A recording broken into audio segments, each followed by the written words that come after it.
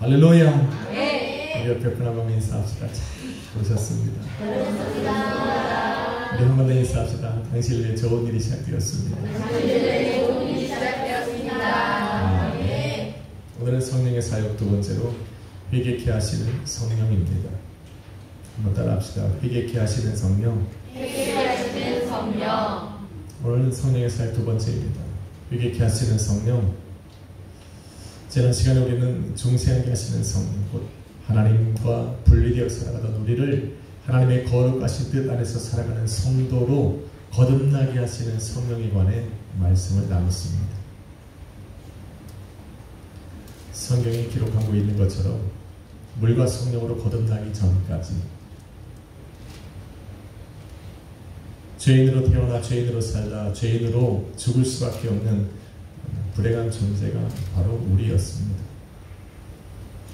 그래서 성경은 불순종의 자녀, 거짓의 자녀, 마귀의 자녀, 육에 속한 자, 육으로 난 자, 이러한 말로 인간을 표현을 합니다.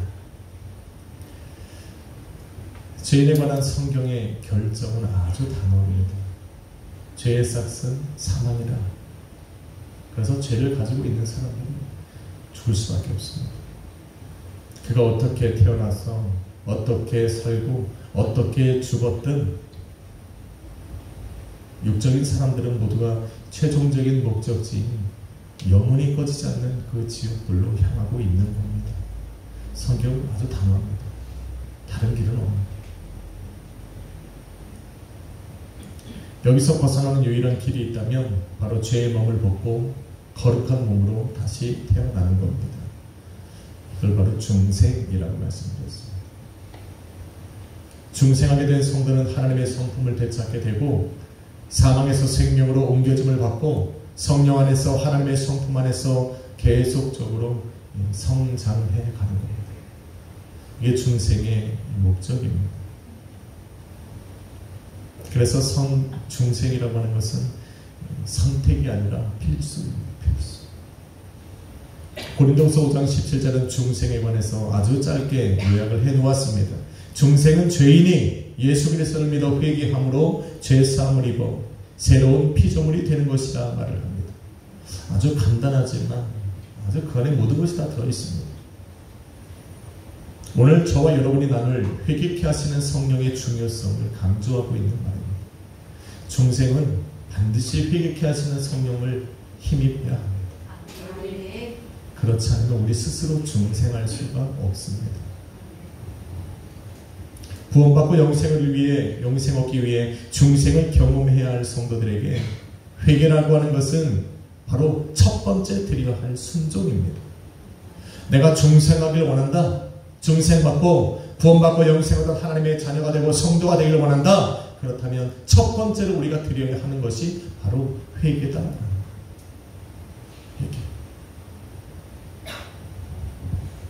회개의 순종의 일이라고 말하는 것은 믿음이라는 것이 머리로 아는 지식에서 끝나지 않고 이것이 바로 구원에 이르게 하는 생명이 되게 하기 위해서 그런 겁니다.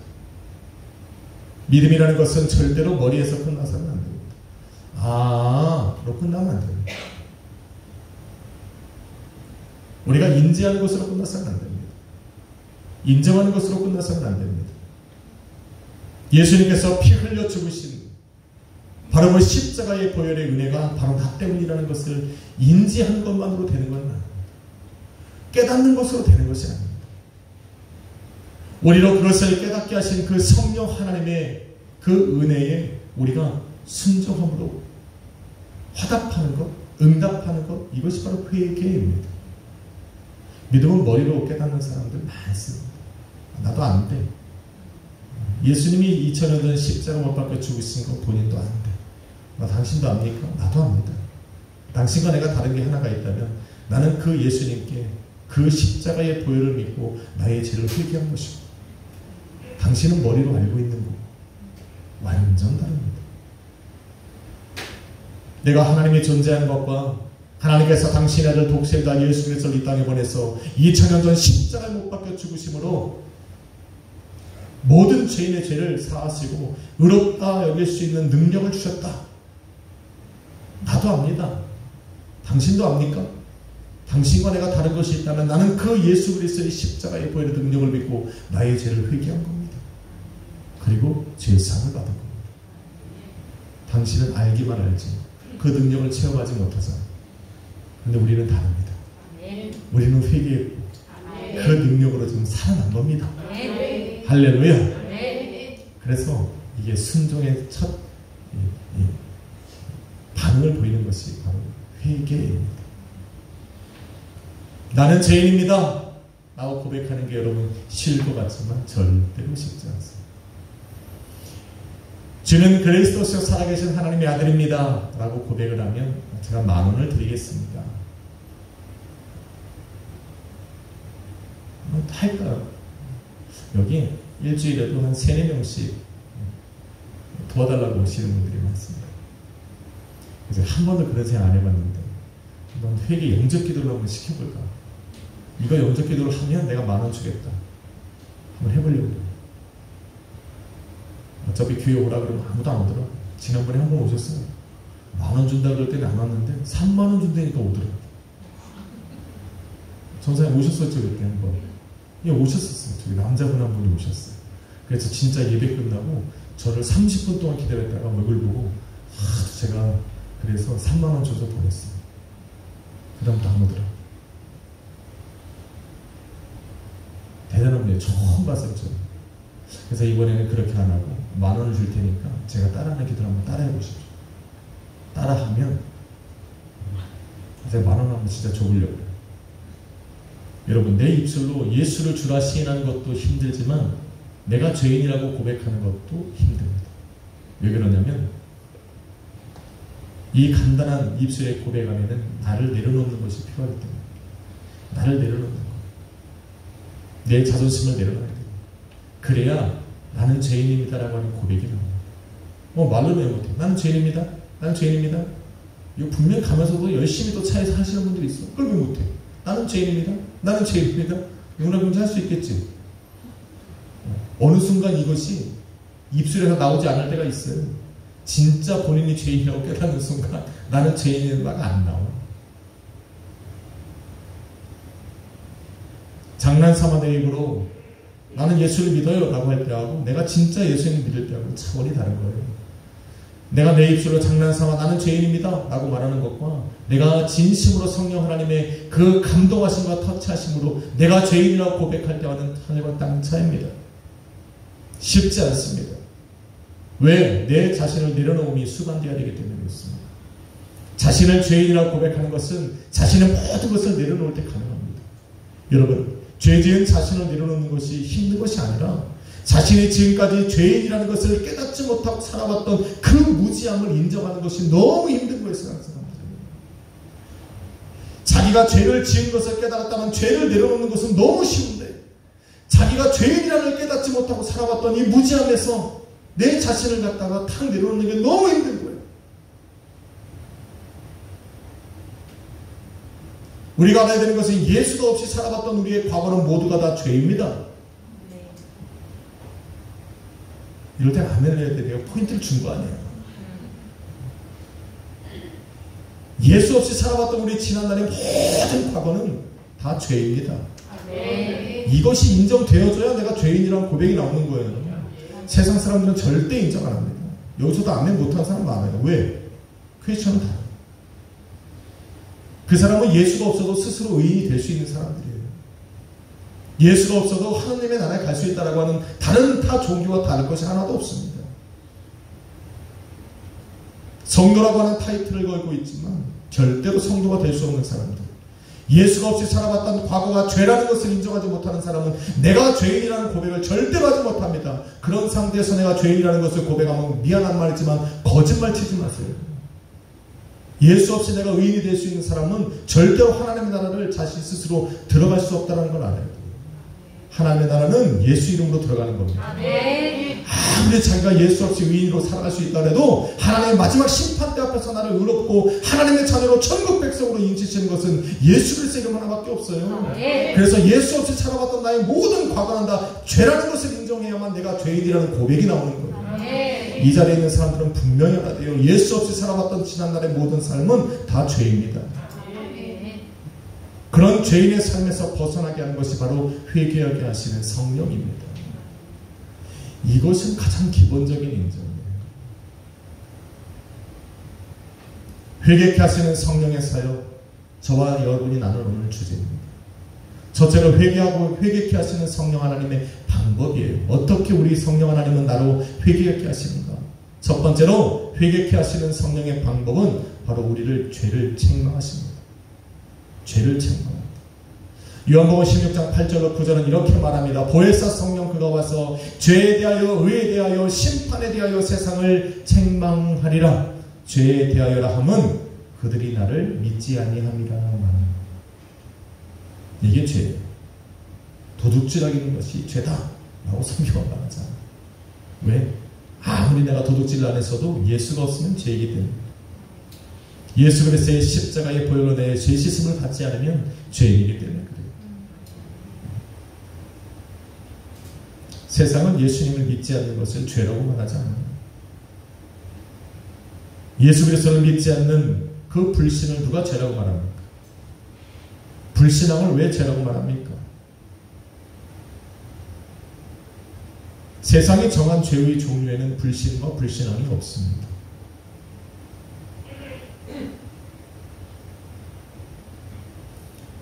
군대 얘기를 싫어하지만 들으십시오. 군대에 가서 제가 이렇다 내가 죽겠구나 라고 생각한 적이 몇 번 있는데 한 경우가 바로 이런 겁니다. 술자리를 쫙 버려놓고 술을 따라주는 거예요. 너 교회 다니지? 네. 술 먹으면 죄냐? 네. 이때 죽는 거예요. 저는 이때부터 오늘 밤은 저한테 예고된 날입니다. 그래요? 그러면 여기서 위하여하고 술 먹는 우리는 다 죄인이네. 죄인한테 한번 맞아 죽어봐. 그때 전 죽는 줄 알았어요. 그런데 안 죽이시더라고 하나님은.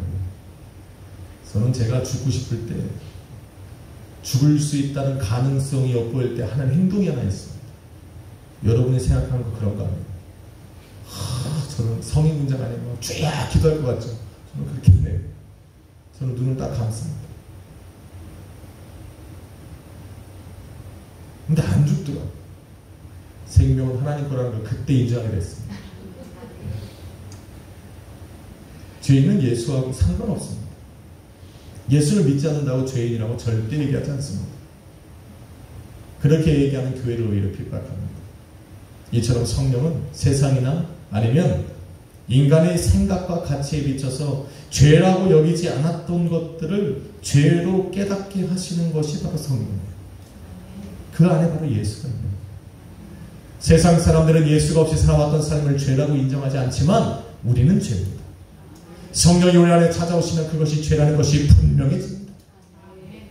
예수를 알고 나면 예수가 없는 삶이 죄라고 하는 것이 분명해집니다. 할렐루야. 다시 한번 이야기합니다. 예수가 없이 살아봤던 우리의 과거는 다 죄입니다. 죄인들도 자신들을 죄인이라고 부르는 것을 싫어합니다. 그런데 자기를 죄인이라고 여기고 살지 않는 그 사람에게 죄인이라고 말하면 좋아할 사람 아무도 없습니다.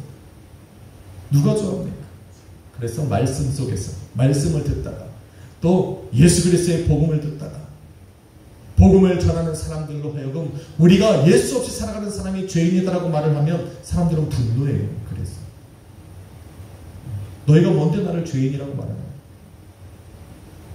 반감을 일으킵니다. 무지한 죄인들에게 나타나는 일반적인 특징이에요. 모르는 사람들. 죄에 대해서 알지 못하는 사람들에게 나타나는 일반적인 반응이 바로 이런 겁니다. 그래서 우리가 이런 반감을 갖지 않고 전도하려고 사용리에서는 시작을 이렇게 합니다. 하나님은 당신을 사랑하십니다. God so loved 하나님은 당신을 사랑하신 분이다로 시작합니다. 그런데 우리는 하나님의 사랑에서 분리되었고 그 분리되어 있는 죄를 바로 예수 그리스도의 십자가로 다리를 놓으셔서 다시 화목하게 하셨습니다라고 하는 게 사역의 전도. 그런데 사람이 하나님 앞에서 무지한 죄인이 되는 것은 하나님의 선하고 아름답고 완전하신 뜻과 그 사랑을 몰라서가 아니라 자신 안에 있는 죄를 깨닫지 못하기 때문입니다. 내가 죄인 중에 태어나서 죄인 중에 살아가다가 죄인으로 죽을 수밖에 없는 존재라는 것을 모르는 것이 바로 무지한 죄인으로 발견되는 원인입니다. 자신이 예수 없이 살아가는 것이 죄인이라는 것을 깨닫지 못하기 때문에 우리는 하나님 앞에 서면 죄인으로 발견됩니다. 모르는데 어떻게 얘기합니까? 그래서 사도 바울이 얘기해요. 전하지 않는데 어떻게 들으리고 듣지 않는데 어떻게 믿으리고. 태어나서 한 번도 예수 얘기를 듣지 못한 사람들에게는 또 심판하는 방법이 다르지만 여하튼 그 책임들은 다 복음을 먼저 들은 우리의 책임입니다. 그래서 전해야 돼요. 저는 우리 교회 신봉약수의 교회가 시간이 가고 갈수록 교회가 성장하면 성장할수록 바라는 것이 하나 있습니다. 우리는 지금 우리 집사님들과 저는 지금 한 달 한 달 교회가 사는 거에 목매고 살지만 우리 자녀들 세대는 정말 이런 거에 신경 쓰지 않고 세계로 복음을 들고 나가는 거에 관심을 갖고 살게 했으면 좋겠다는 거예요. 이번 연도에는 우리가 어디로 선교를 나가서 예수의 복음을 전할까에 모든 기도의 제목과 초점이 맞췄으면 좋겠다. 그래서 우리 교회가 그렇게 세워졌으면 좋겠다. 저 아이들조차도 우리 교회가 한 달에 다음 달에는 정말 집세가 나올까 안 나올까 고민하며 살아가는 교회가 되지 않도록 우리는 세워나가야 돼요. 그래서 저와 여러분은 1세대니까 그런 책임과 의무를 갖고 있지만 저 세대는 다르다는 거예요. 저 세대는 정말 예수 그리스도의 복음을 듣지 못한 곳을 한 해에 머리를 쓰다매고 모여서 올 한 해는 이곳에 예수 그리스도의 복음을 증거하자라고 결의를 하고 기도를 하고 할렐루야. 아멘. 그런 세대가 나오도록 우리는 도와줘야 돼요. 아멘. 그게 우리 사역자들의 기도 제목이고 저의 기도 제목이에요.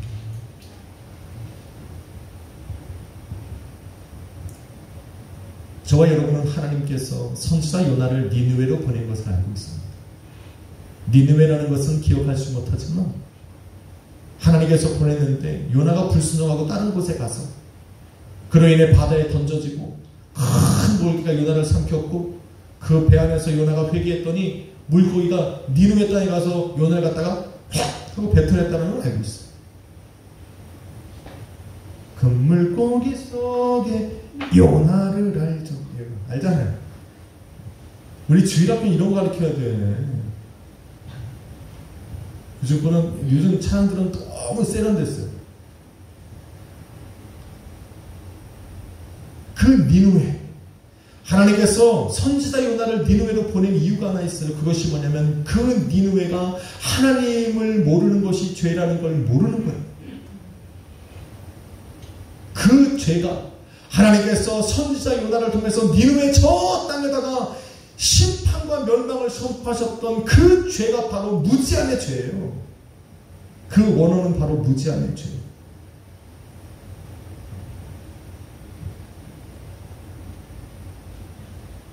그래서 니느웨 사람들이 요나의 선포를 듣고 하나님께로 즉시로 회개하고 돌아옵니다.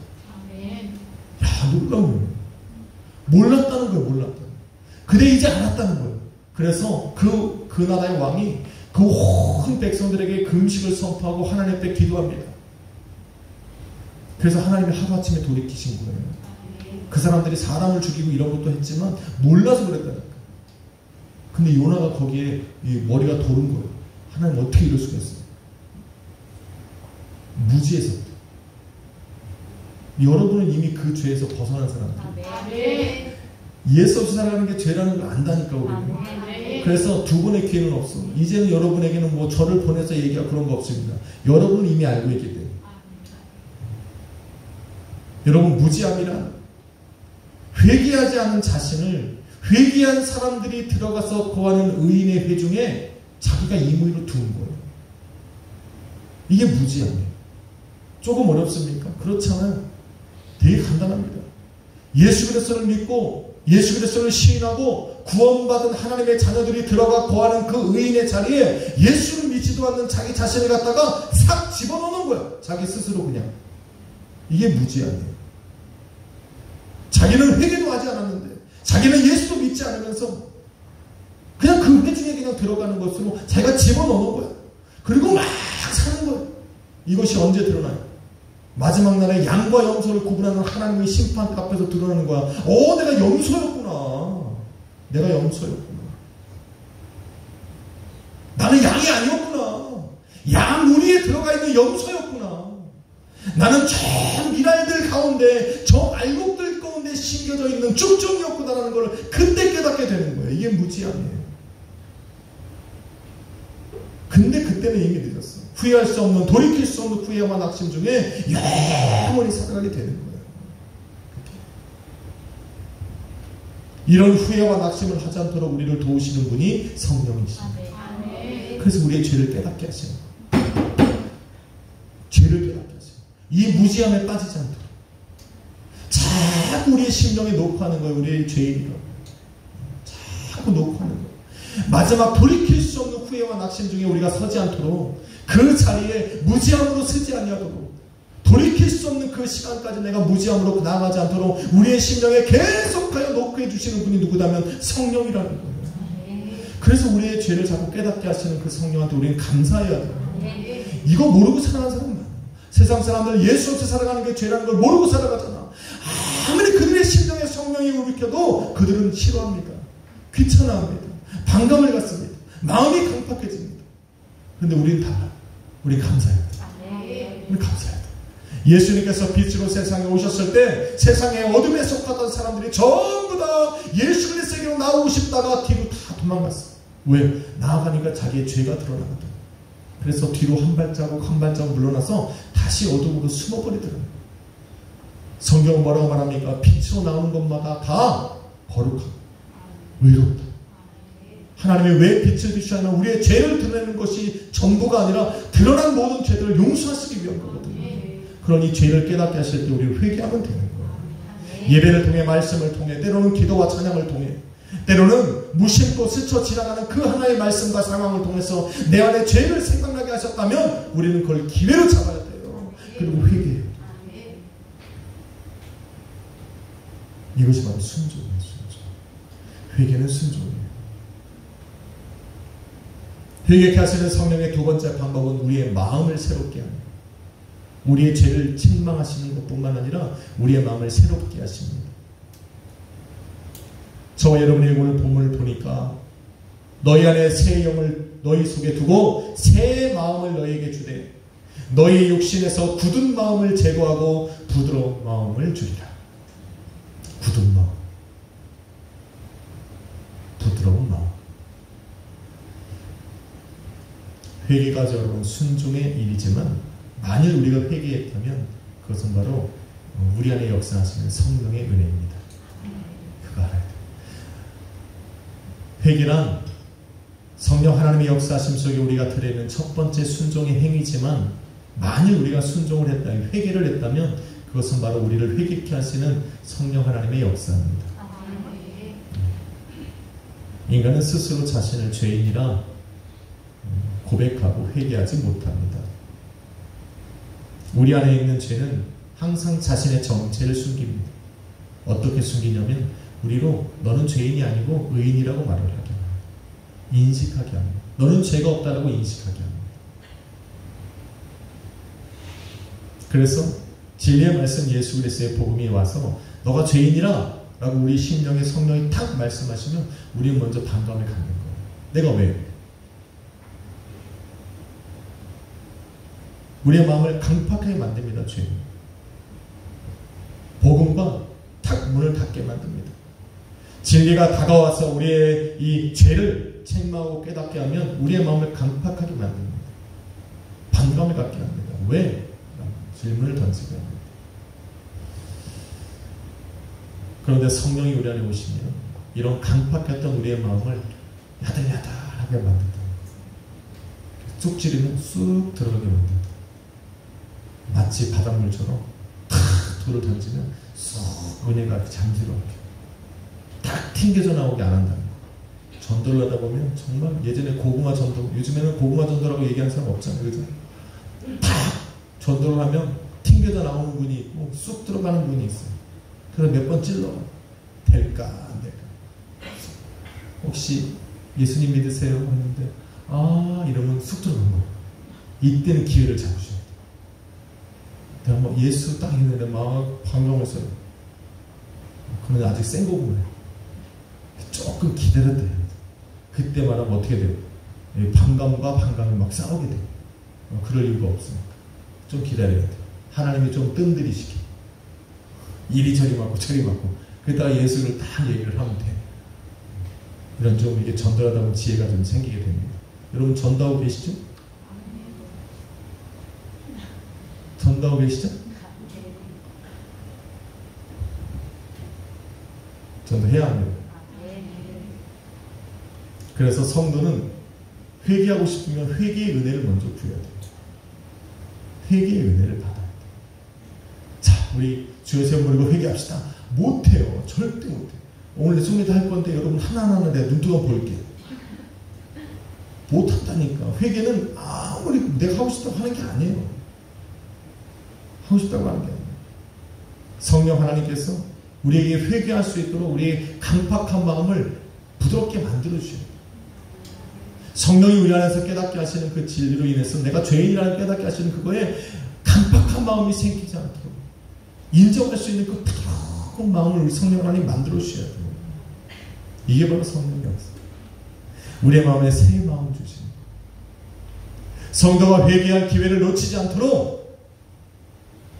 회개의 영을 구하는 그 성도가 그 마음을 잃지 않도록 우리가 만약에 주여 우리에게 내가 회개의 영을 부으시고 회개할 수 있는 은혜를 주시더라고 하면 성령 하나님은 즉각 반응하십니다. 즉각 반응. 왜? 그 시간을 놓치지 않게. 그 마음에 마귀가 딱 앗아가지 못하도록 즉각적으로 우리 성령 하나님 역사하기 시작합니다. 오늘 여러분 기도할 때 그래봐요. 한번.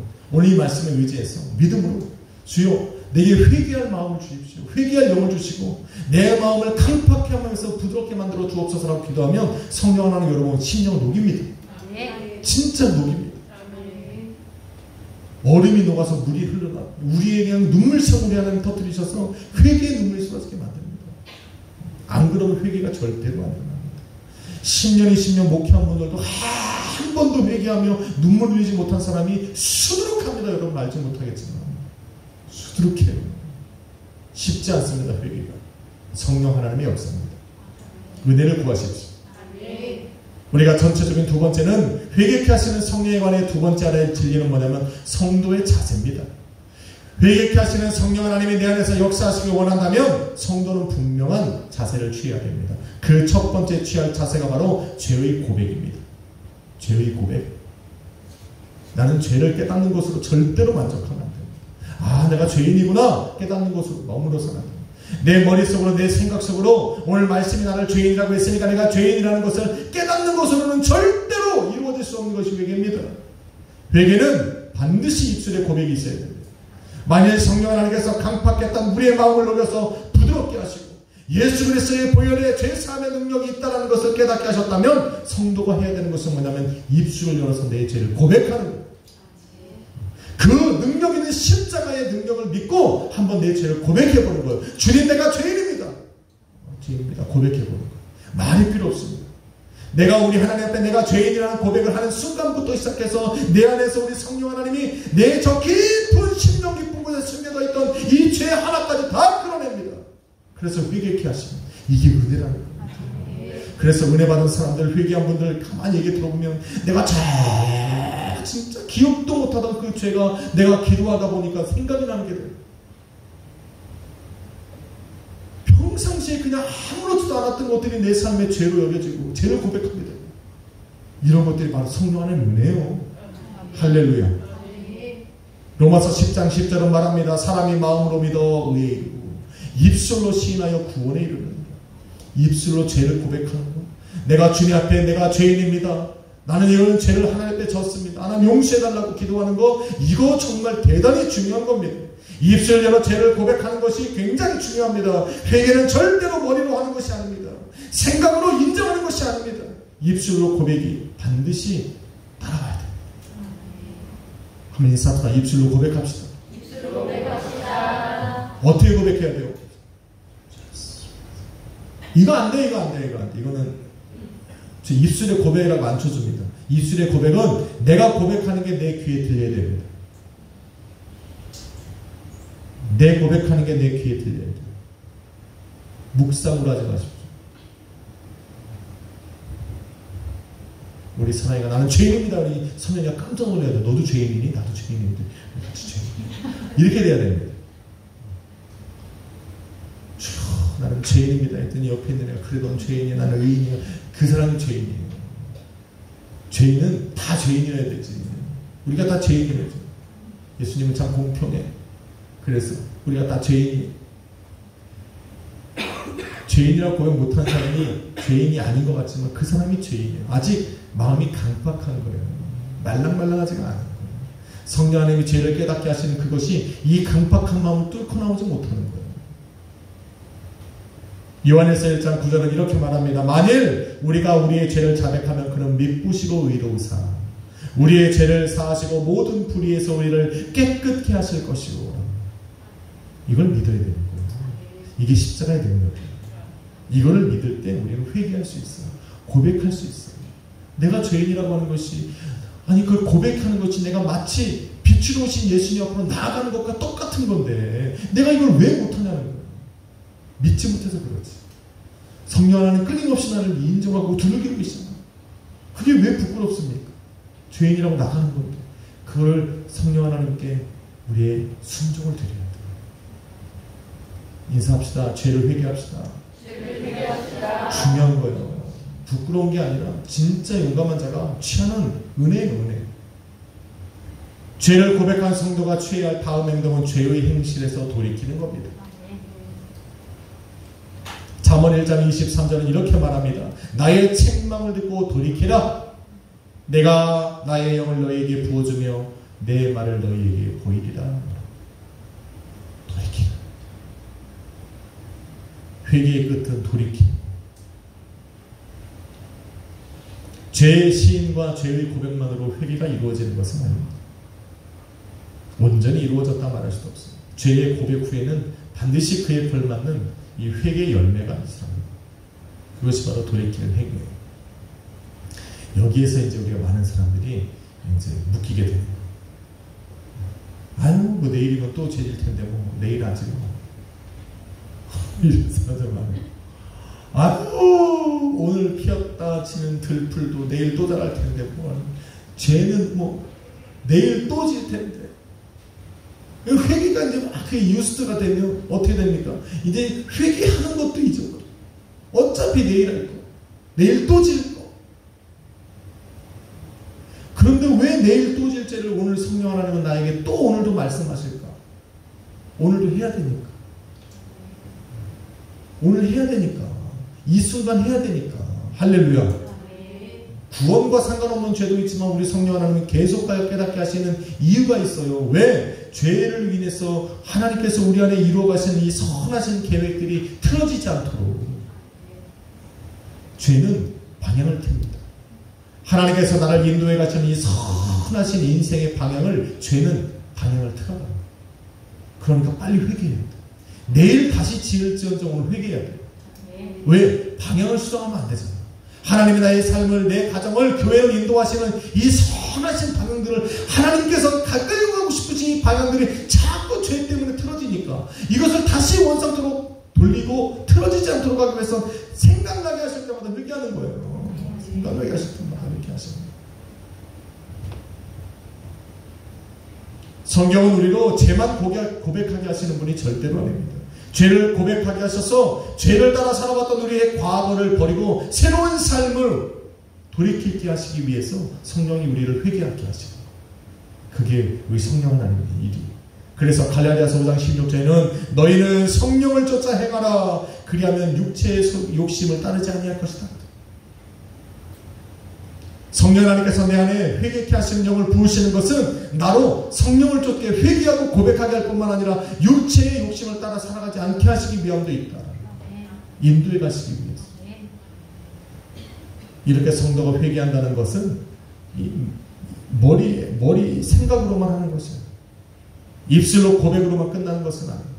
입술로 고백한 것을 자꾸 내 삶에 돌이키려고 노력을 해요. 그래서 전인격적인 이 변화가 우리에게 요구되어지는 것이 회개입니다. 이게 주님이 원하는 진정한 회개고 회개케 하시는 성령 하나님의 사역입니다. 회개케 하시는 성령에 관해 알아야 될 마지막 세 번째 진리가 있다면 불순종의 결과를 알아야 합니다. 불순종의 결과.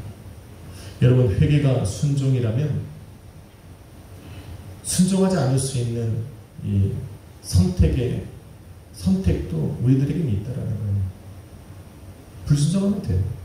성령이 우리 안에 와서 막 죄를 깨닫게 하시고 그렇게 회개하게 만드시는 성령 하나님의 그 요구를 우리는 순종할 수도 있고 불순종할 수도 있습니다.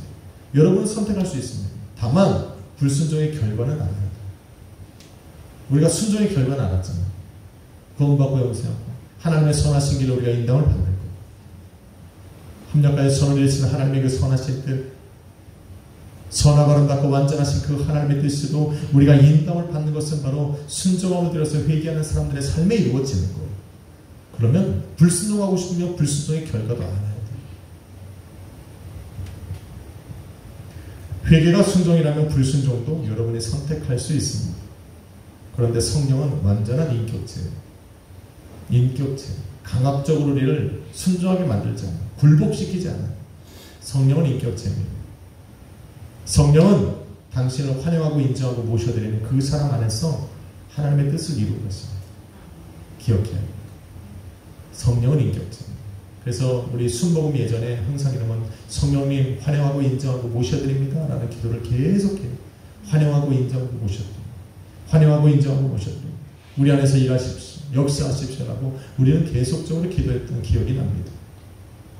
순종하는 이들에게는 모든 것이 합력하여 선을 이루신 그 하나님의 뜻을 따라 성령이 역사하지만 불순종하는 사람들에게서는 어떻게 합니까?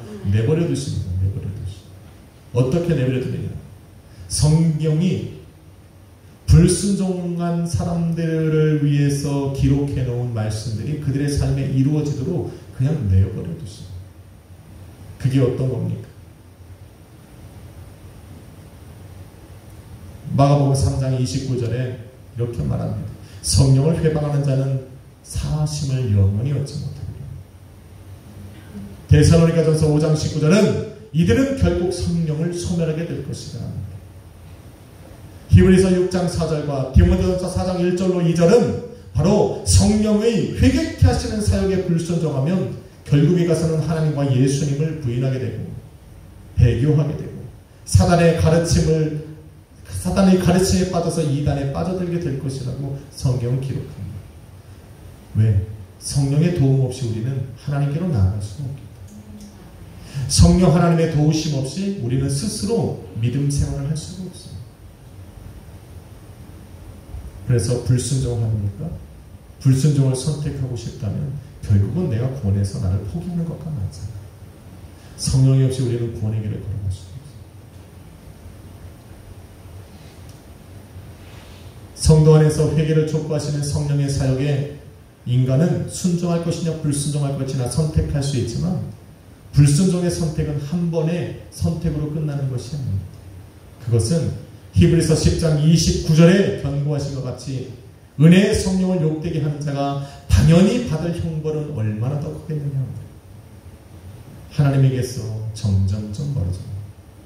궁극적으로 하나님을 잃어버리고 예수를 잃어버리고 성령까지 소멸시키게 되면 그의 안에 있던 또 이루고자 하셨던 선하신 뜻도 사라지고 결국에 가서는 구원을 잃어버리게 되는 겁니다. 말씀은 이렇게 합니다. 너희는 생각하라. 성령을 잃어버린 성령을 욕되게 하는 자가 당연히 받을 형벌이 얼마나 클 것인지를 너희는 생각하라 말합니다. 생각하라 말했으니까 생각하면 됩니다. 내가 순종할 것이냐 불순종을 선택할 것이냐를 생각하란 말입니다. 생각하고 결정하라는 말입니다. 회개하게 하시는 성령 하나님의 불순종해서 회개하지 않으면 우리는 점점점 하나님과 멀어지게 되는 삶을 살아갈 수밖에 없다. 그래서 회개는 내일로 미뤄서는 안 돼. 내가 동일한 죄를 내일 또 저지를지라도 오늘 나로 생각하게 하시는 그 순간 나는 회개해야 됩니다. 내일은 내일 하면 돼요. 내일 걸로 인해서 오늘의 회개를 가로막아서는 안 돼요. 할렐루야. 왜냐하면 하나님은 오늘 인도하실 길이 있기 때문에 최소한 그 길을 걸어가야죠. 내일의 죄, 똑같은 죄를 짓는 것 때문에 오늘 회개하자면 오늘 걸어가야 되는 그 선하신 그 뜻이 이루어지지 않으니까 오늘 회개하고 오늘은 그만큼의 길을 걸어가야 돼요. 할렐루야. 오늘 인사하고 마치면 즉각 순종합시다. 사랑하는 성도 여러분, 성령은 변화의 영입니다. 성령은 살리는 영입니다. 성령은 생명의 영입니다. 그래서 따라야 합니다. 인도함을 받아야 됩니다. 우리를 인도해야 할 성령을 근심하게 해서는 안 됩니다. 에베소서 4장 30절은 이렇게 말합니다. 하나님의 성령을 근심하게 하지 말라. 너희가 그 안에서 구원의 날까지 인치심을 받았느니라. 성령은 분명 예수 그리스도를 믿는 저와 여러분 안에 찾아와 거하십니다. 그 성령은 우리로 하나님의 선하신 뜻대로 살아가도록 우리를 인도해 가시는 겁니다. 그런데 그 성령이 우리 안에서 근심을 한다면 제대로 된 인도함을 받지 못합니다. 그래서 성령을 근심하게 하는 겁니다. 성령은 불순종하는 이들 안에서 근심합니다. 말 없는 탄식으로 이들을 위해서 기도하지만 그들을 위해 해줄 수 있는 것이 없습니다. 그들이 순종할 때까지 기다릴 뿐입니다. 그래서 순종해야 합니다. 떠나시는 것은 아니지만 아무것도 하지 못했습니다. 인간의 순종이 그들의 이 성령과 탁 매치가 될 때 바로 역사가 일어납니다. 회개는 거듭난 하나님의 자녀가 되는 첫 번째 순종의 행위입니다. 그래서 반드시 우리 안에 이루어져야 할 것인데 성도는 회개의 순종을 드려야 됩니다. 성령을 근심하게 하면 안 돼요. 말 없는 탄식으로 우리를 위해 기도하게 하는 것이 아니라 성령 하나님께서 마음껏 내 삶에 그 하나님의 선하고 아름답고 완전하신 그 뜻대로 우리의 삶을 인도해 갈 수 있도록 기쁨으로 나를 인도해 갈 수 있도록 자꾸 우리 성령을 기쁘시게 해야 됩니다. 그게 회개라는 거예요. 회개. 나는 생각나게 하시는 죄마다 회개하면 돼요. 그게 왜 어렵습니까? 70번씩 7번이라도 하루에 용서하라 말씀하신 그 주님께서 70번씩 7번이라도 우리를 용서하지 못할 이유가 없죠. 그러니까 용서하죠. 회개하면 되지. 여러분 스스로 의인처럼 생각하지 마세요. 하나님의 부끄러워서 회개하지 못하는 것처럼 미련한 사람은 없어요. 이런 나의 모습을 또 하나님 앞에 회개하는 꼴이 참 부끄럽다 생각해서 회개하지 못한다면 참 미련한 거예요. 그런 미련한 모습 우리 하나님이 기대하시는 것이 아니에요. 하루에도 수천 번이라도 괜찮습니다. 동일한 것을 가지고 수백 번이라도 괜찮습니다. 오늘도 내 입술을 열어 죄를 생각나게 하실 때마다 회개하십시오. 죄를 깨닫게 하시면 입술 열어 죄를 고백하고 죄를 열어 입술 열어 고백한 그 죄에서 돌아서려고 노력하면 됩니다. 그러다 지치고 힘들고 또 안 되는 나의 모습의 연약함을 하나님 앞에 내려놓고 기도하면 되는 거죠.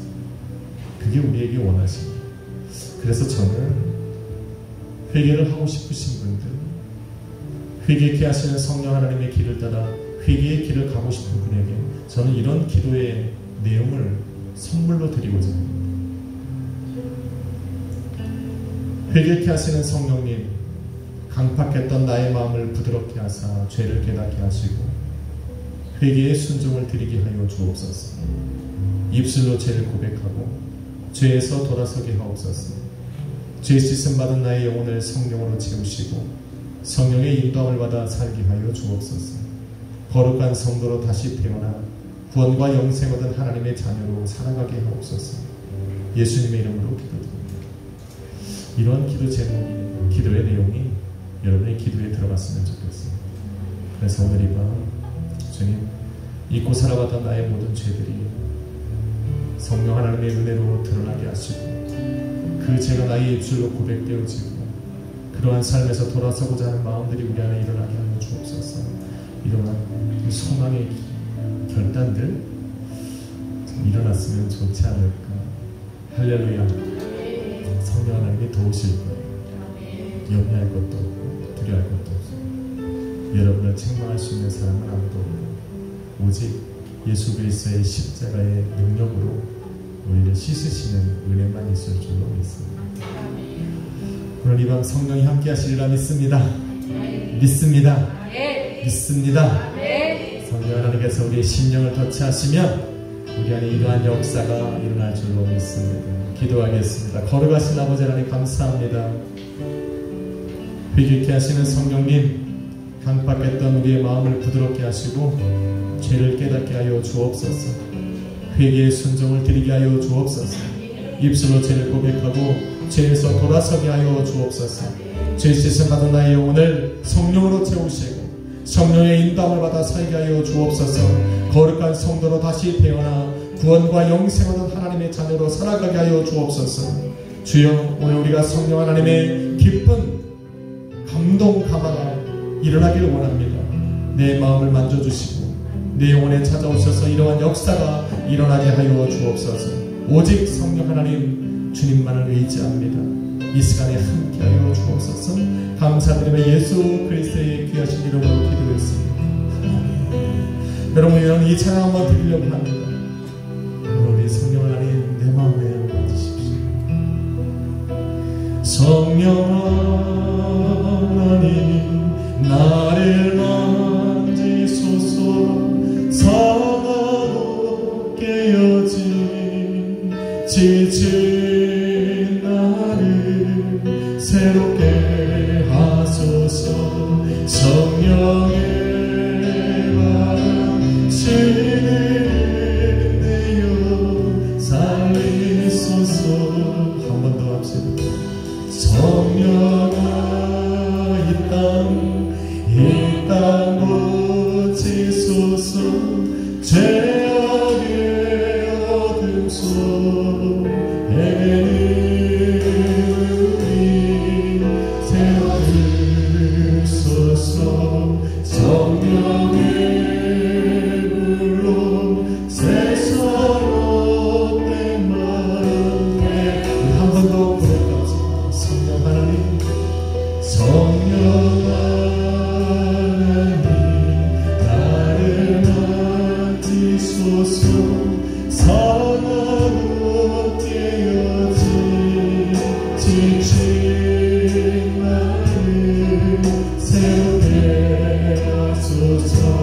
성령의 바람 신을 내어 살리소서. 성령 하나님, 성령 하나님 이 땅 고치소서. 죄악의 어둠 속에는